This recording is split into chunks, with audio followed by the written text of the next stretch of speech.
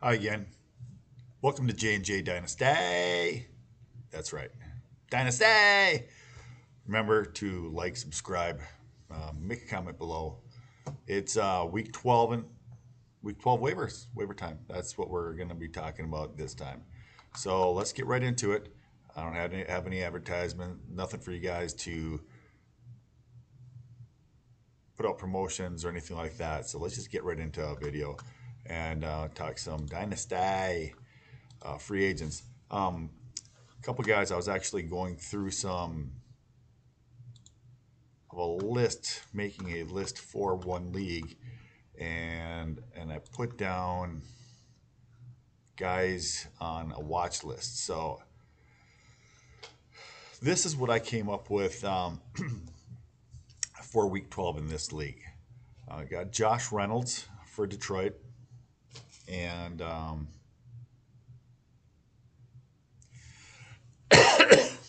doing the coughing thing already, talking too much. Josh Reynolds from Detroit might be a nice stash for the end of the year, and maybe to make a little bit of money after the season closes for the toilet bowl. Or if you're in the playoff hunt, he might get a start or two for you down the rest of the season and maybe in the playoffs. Jeremy McNichols, Tennessee.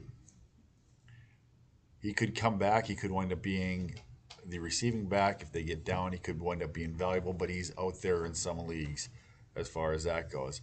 A guy who I've been stashing on a lot of leagues, teams, is DJ Dallas. Collins is not looking good there. Carson, who knows what's going on with him? Is his neck thing, is it career threatening? Haven't heard anything like that yet, but missing an entire season.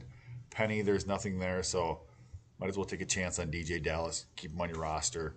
Get him on your roster so that way maybe you can trade him in the offseason. Benjamin, same kind of guy. Is he going to get some play? Maybe, maybe not. A guy who I have been picking up in leagues is Des Fitzpatrick. I think I talked about him last week, just slightly.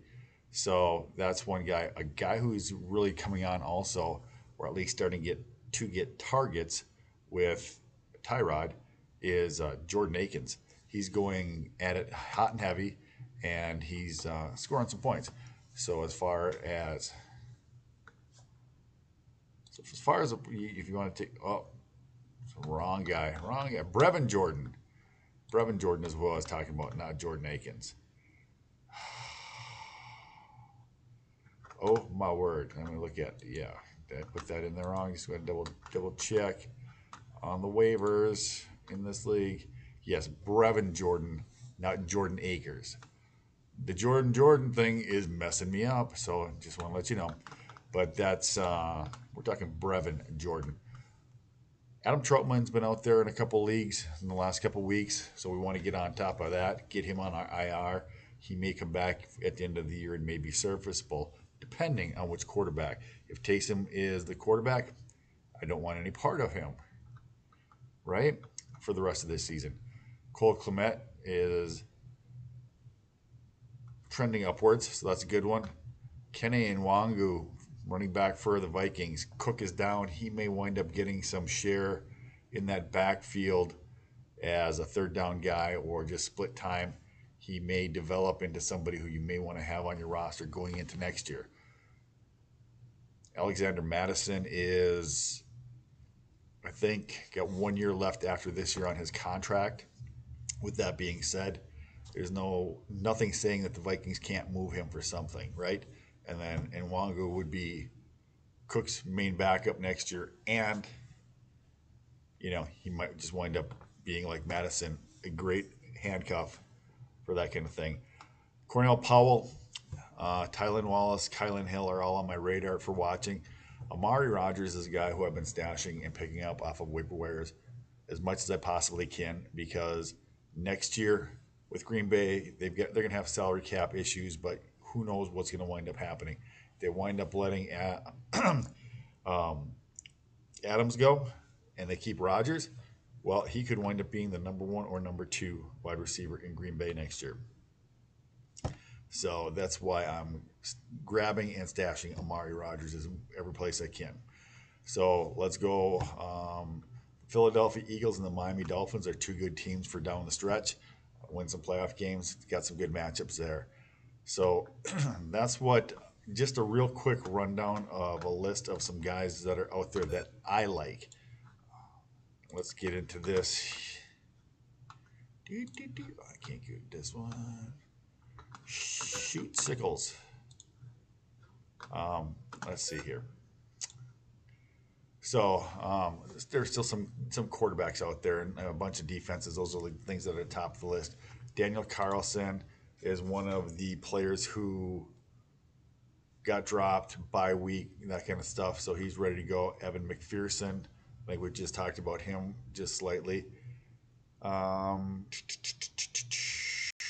David Njoku, don't want any part of him. Zach Pascal, don't want any part of that.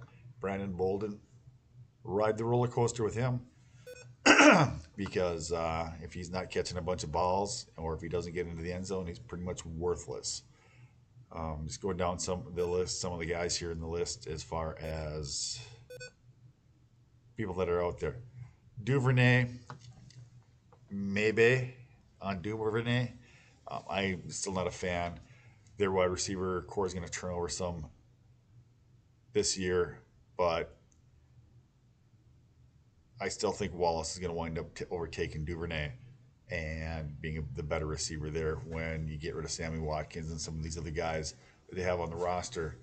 I think it's going to wind up boiling down to those guys. So let's see here. Anything else? Alan Lazard, Ricky Sales-Jones, nothing there tickles my fancy, right? So that's that. Let me check. Carlson and Jordan, that's pretty much who I have. If I'm picking up anybody in any leagues right now, Daniel Carlson and Brevin Jordan. So the rookie tight end from Houston. Oh, I am making, that's not worthwhile. So let's see here, points. Anything else? Deshaun Jackson is out there in some leagues. I mean, Deshaun Jackson, Will Fuller, wide receiver du jour, got to get into the end zone or else he's not worth anything. And when he does, he may score 2 in 1 week. And Tyler Lockett, those kind of guys, I try to stay away from them just because I want a smoother ride, not the roller coaster ride. If you get too many roller coaster guys, everybody's hitting on a different week, and everybody's, then they got 1 or 2 guys tanking. The guys that hit don't make you any money, right? Then you're just being average at best. So you want a bunch of average guys, and then when they spike, it's better because you jump up. So, got Goodwin. Chester Rogers, not a big fan. Braxton Berrios, Adam Humphries, Freddie Swain. Yeah, these guys. Tyler Johnson might be a deep stash. I think I mentioned that last time as far as with the Bucks. Godwin is on a 1-year deal again. Also, who knows if Brown is going to come back. What's his name? Scotty in Tampa. He's terrible. He claims he's the fastest guy, but he can't outrun a safety. I don't get that. And then if he does get to the ball, you can't catch it. So you don't want any part of that guy. But Tyler Johnson's a good receiver.